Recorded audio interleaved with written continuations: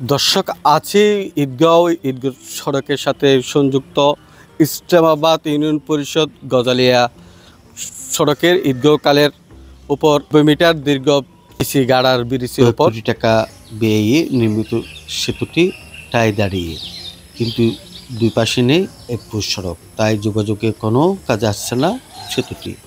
রামুর ঈদগাঁও সড়কের সাথে সংযুক্ত জালালাবাদ ইউনিয়ন পরিষদ গজালিয়া সড়কের ঈদগাঁও কালের উপর স্থানীয় প্রকৌশল অধিদপ্তর রামুর তত্ত্বাবধানে 90 মিটার দীর্ঘ পিসি গাড়ার ব্রিজটি নির্মাণ করা হয়।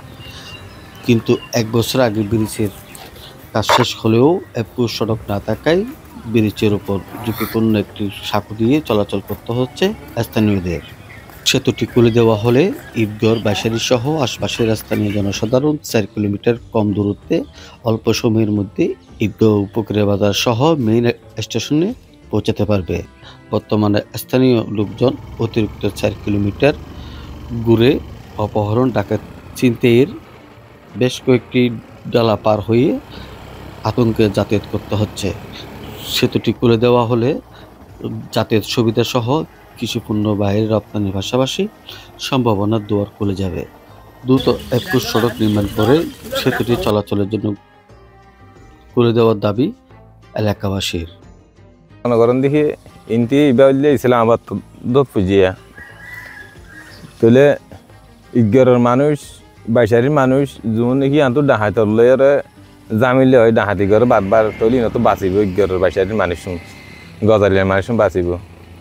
তলি আন্তন আজ যাইতে ইকা তো বহুত দূরত্ব ঘুরিয়ে ইজ্ঞা যা তলি আন্তন বেড়ে প্রায় এই ইজ্ঞা টানার সামনে নতুন ফয়রা বাজারের আন্তন বাইরে যাবে দে 24 ঘন্টা ডাহাতি করে মানুষ লই যাগ অপহরণ করি তলি বিঘ্নত মানুষ ঈদগাঁওর বাইশারির মানুষ বিঘ্নত মুক্ত থাকিব।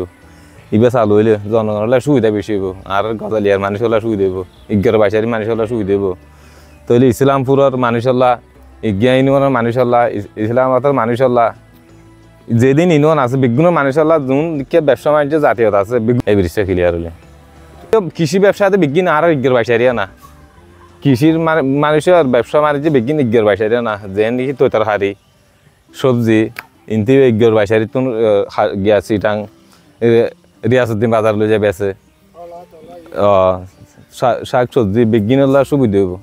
কাজ যাতে উদ্বোধন করছে আমরা অনেক খুশি হয়েছিলাম। তো ওই কাজ প্রায় শেষ হইবার পথে, এখন অল্প কাজ হলে আমাদের রুটও যাতায়াত ভালো হয় না, আজও আপাত বন্ধ। যদি আমাদের রুটও চালু করে দেন তাহলে আমাদের চারিদিকে তরকারির দিকে, আমরা যাতায়াতের দিকে, তারপরে গাড়ি ভাড়ার দিকে, মানে আমরা যে হুনোর দিকে আমরা খুব ভালো হবে।